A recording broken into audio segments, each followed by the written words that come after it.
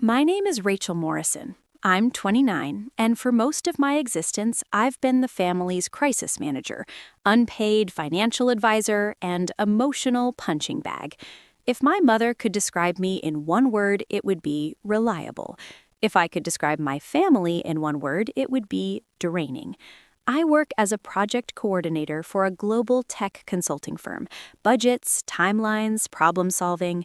Before we get to the celebration that shattered everything, drop a comment and tell me where you're watching from and what time it is right now.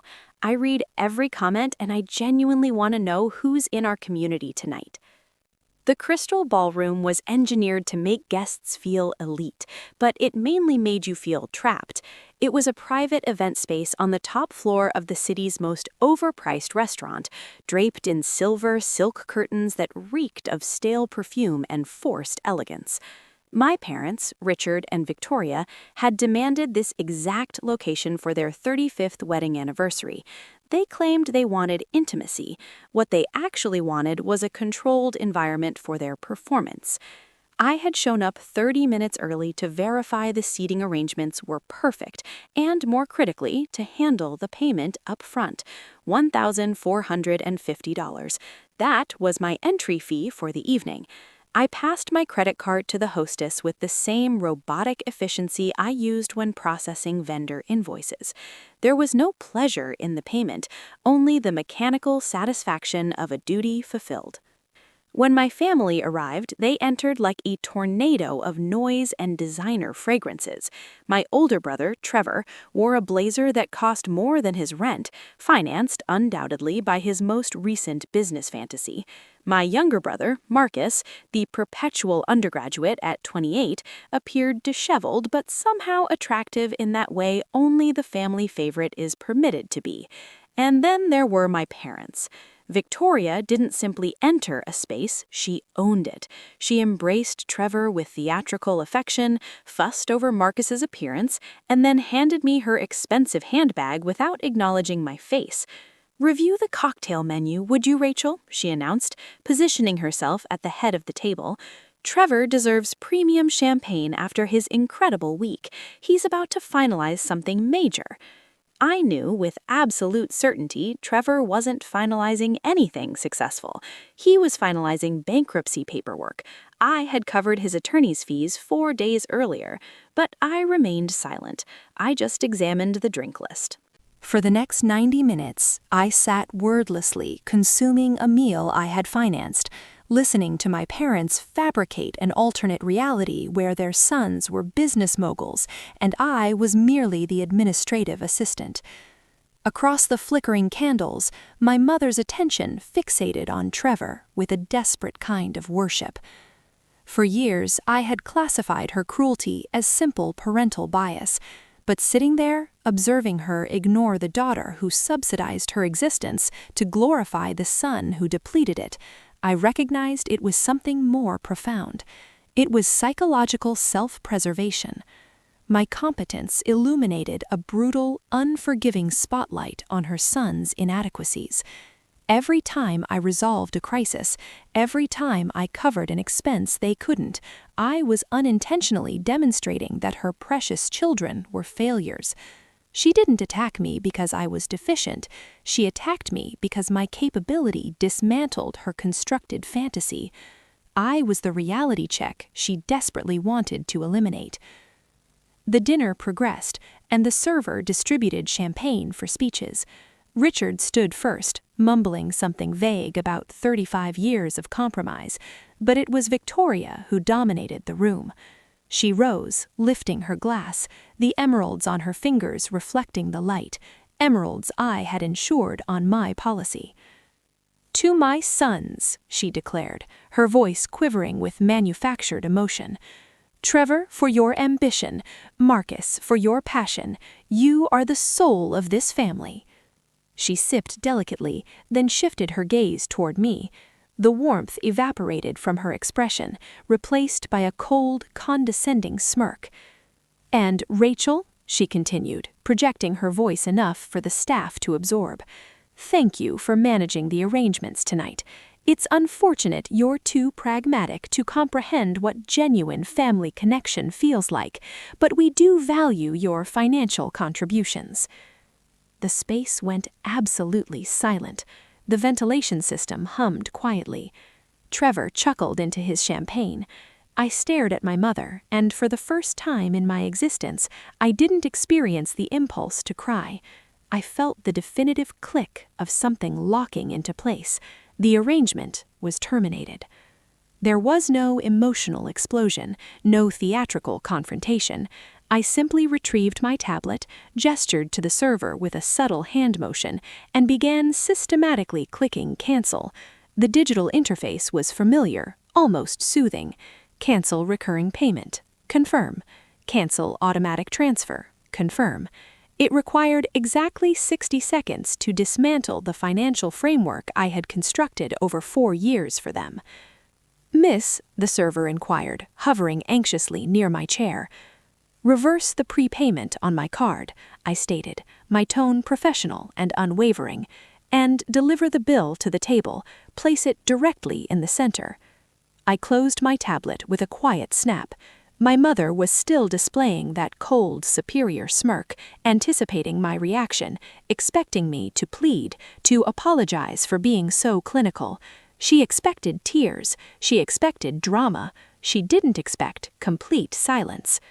When the server returned, he positioned the black leather portfolio in the middle of the pristine white linen.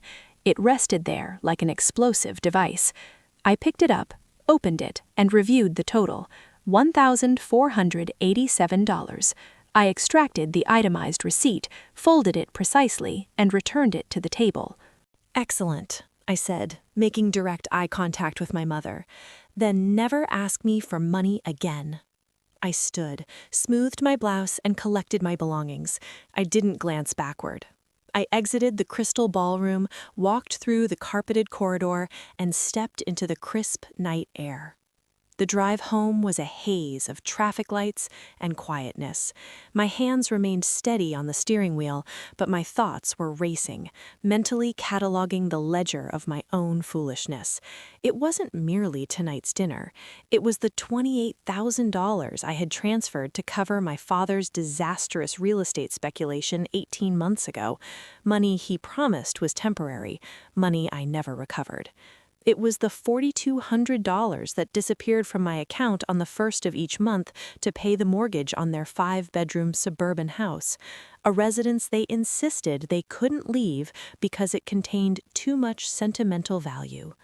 It was the constant bailouts for Trevor's collapsed ventures and Marcus's tuition for programs he never completed. I had been a gambler at a casino, continuously feeding money into a rigged system. I understood with devastating clarity that I had remained and paid for so long, not because I was compassionate, but because I was terrified. I had invested so extensively, emotionally and financially, that abandoning them felt like acknowledging total failure. I had been anticipating the reward of their affection, convinced that if I just contributed one more payment, one more bailout, one more rescue, the validation would finally arrive and they would finally recognize my worth. But the system was defective. It had always been defective, and tonight I had finally stopped participating. The aftermath wasn't peaceful. It was a coordinated assault of manipulation. By the time I reached my apartment building, my phone was vibrating violently across the passenger seat. First, my father. "You embarrassed your mother on her special evening. I have never been more ashamed. Contact us immediately and resolve this." Then Trevor. "Seriously, Rachel, we can't cover that bill. You're aware of that. Why are you being so vindictive? It's Mom's anniversary." Then a notification from Instagram. My mother had posted a cryptic message, ambiguous enough to maintain plausible deniability, but targeted enough to inflict damage. "Painful is the betrayal of an ungrateful child. Praying for my daughter who has lost her moral compass. Sometimes financial success corrupts people in devastating ways." I stared at the illuminated screen in my darkened living room. They weren't remorseful. They weren't concerned about my well-being. They were panicked about the bill. They were anxious about controlling the narrative. I switched into operational mode. The wounded daughter disappeared. The project coordinator took command.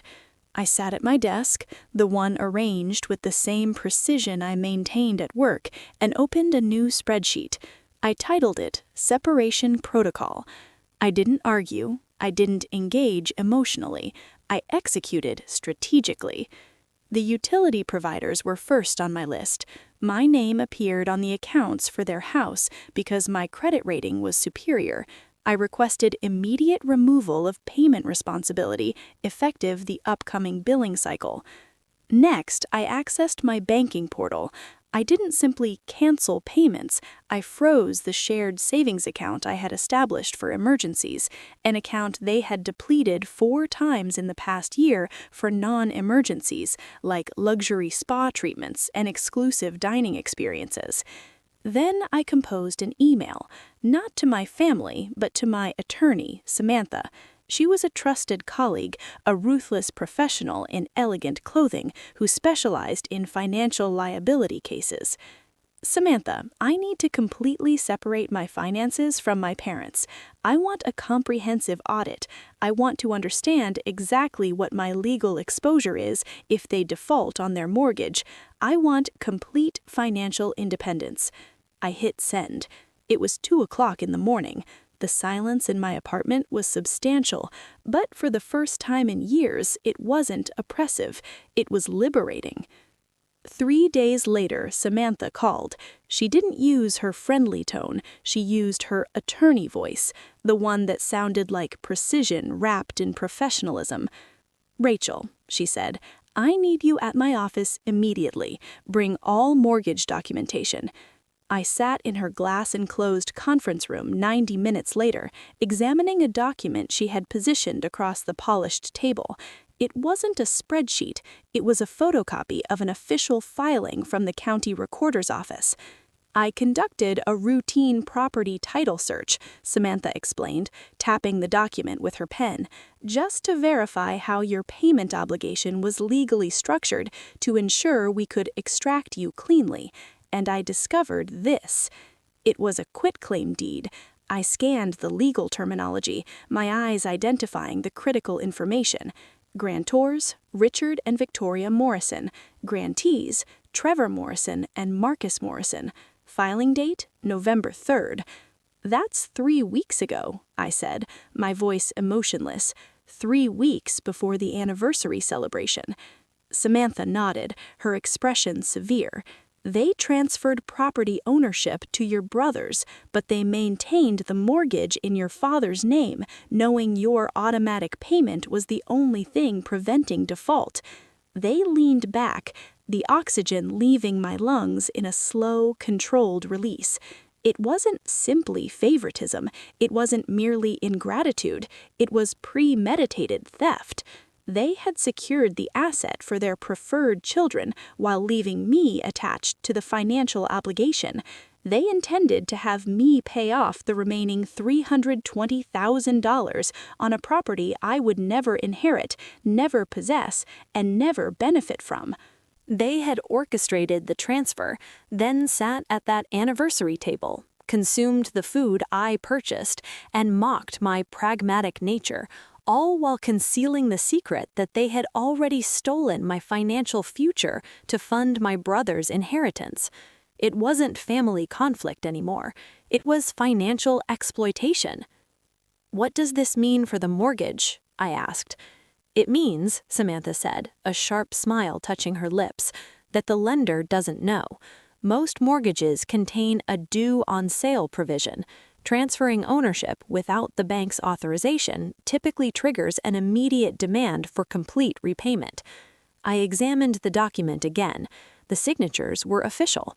My parents had transferred their home to my brothers, assuming I would remain the silent, oblivious mechanism that maintained their lifestyle.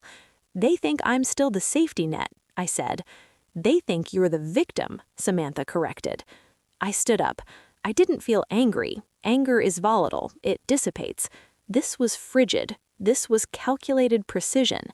Prepare the documentation, I instructed her, but don't submit it to the bank yet. I want to deliver the information personally. 4 weeks later, the bank issued the delinquency notification. It arrived at their address, not mine, but the digital alert appeared on my phone because my email remained connected to the mortgage account as an authorized contact. Payment overdue, foreclosure process initiated. I didn't forward it, I didn't call, I waited. They appeared on a Thursday afternoon. I was sitting on my gray sectional sofa reading financial reports in a space that was perfectly quiet, perfectly organized, and perfectly mine. The building security had called to announce my family was downstairs. Send them up, I said, but require security escort to my floor. When I opened the door, they resembled refugees from a lifestyle they could no longer sustain. Victoria's hair was noticeably unkempt, her trademark styling deflated. Richard appeared aged, his face pale and drawn. Trevor and Marcus stood behind them, fidgeting nervously, staring at the floor, examining the ceiling, looking everywhere except at me. We need to discuss something urgent, Richard said, attempting to summon patriarchal authority, but his voice wavered. The bank contacted us, they're threatening foreclosure. I'm aware, I said. I didn't invite them inside. I stood in the doorway, a physical boundary between my peace and their chaos. You cannot allow this to happen, Rachel, Victoria pleaded, stepping forward. Her eyes appeared red, but I recognized the performance. It was the martyred mother routine, final act. That house is our family legacy. It's where we raised you. How can you be so heartless? We'll lose everything. You stopped receiving payments, Trevor interjected, discovering courage now that his inheritance was threatened. You can't just abandon a mortgage obligation you committed to. That's irresponsible. I looked at Trevor. He was wearing new designer shoes, not luxury brand, but expensive enough to cover 2 mortgage payments. I didn't abandon my mortgage, I said calmly. I reached for the manila folder positioned on the entrance table. I had prepared it the day following my meeting with Samantha. I extended it toward my father. What is this? He asked, accepting it reluctantly. It's a copy of the quitclaim deed you filed last month, I stated. The oxygen disappeared from the hallway. Victoria went rigid. Trevor stopped fidgeting. Marcus finally looked at me directly, his eyes wide with the realization that their scheme had been exposed. You transferred the property title to Trevor and Marcus, I continued, my voice flat, precise, and completely devoid of sympathy. You legally terminated your ownership of the property, and since I was only making payments to assist you, my parents, my obligation ended the moment you signed that document. Rachel, listen, Richard started, perspiration visible now. We were simply trying to protect the family asset. You were trying to secure the asset for them while maintaining the liability with me, I corrected. You wanted me to pay off a house I would never own. I looked at my brothers. Congratulations, gentlemen, I said. You're property owners. That means the foreclosure is your responsibility. It's your asset. It's your debt. I suggest you find employment. We can't afford that, Marcus shouted, his voice cracking into a whine. I'm still finishing my degree. Then sell it, I said, or lose it. It has absolutely nothing to do with me. Victoria lunged forward, grasping my wrist.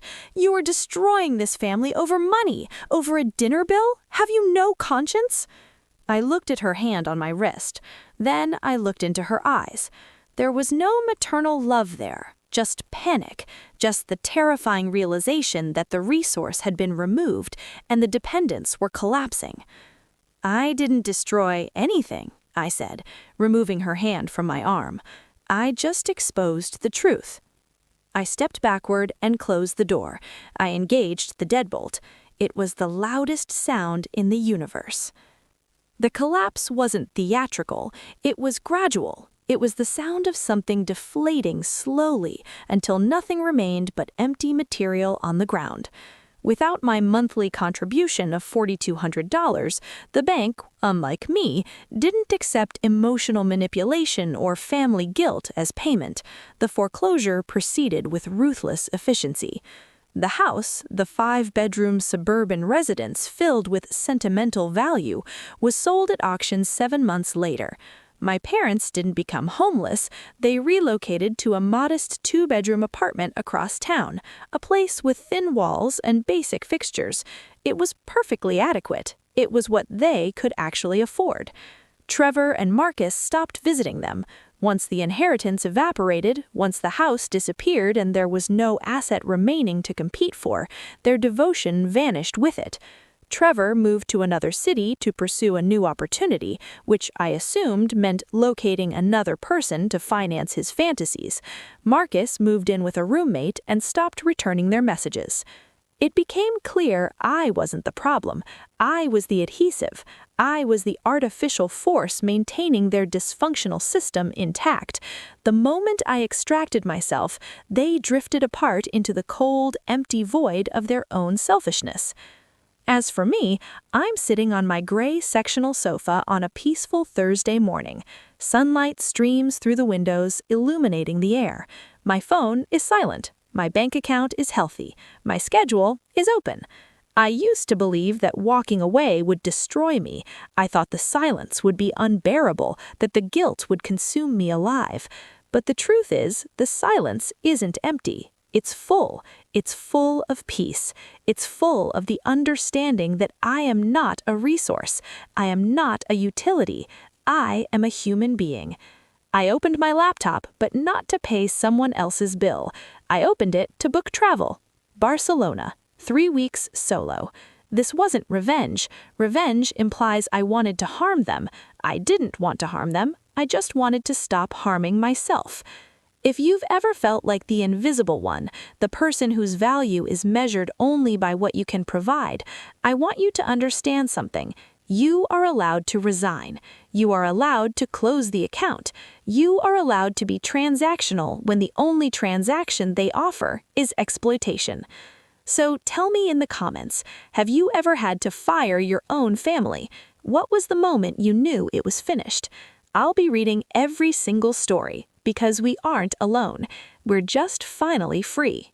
If this story resonated with you, smash that like button right now. If you believe financial abuse in families needs to be called out more, hit subscribe because I share real stories about people who chose themselves over toxicity every day. Drop a comment. Have you ever been the family ATM? What made you finally stop? Your story matters and might be featured next. Like, subscribe, turn on notifications. Let's expose family financial abuse together. See you next time.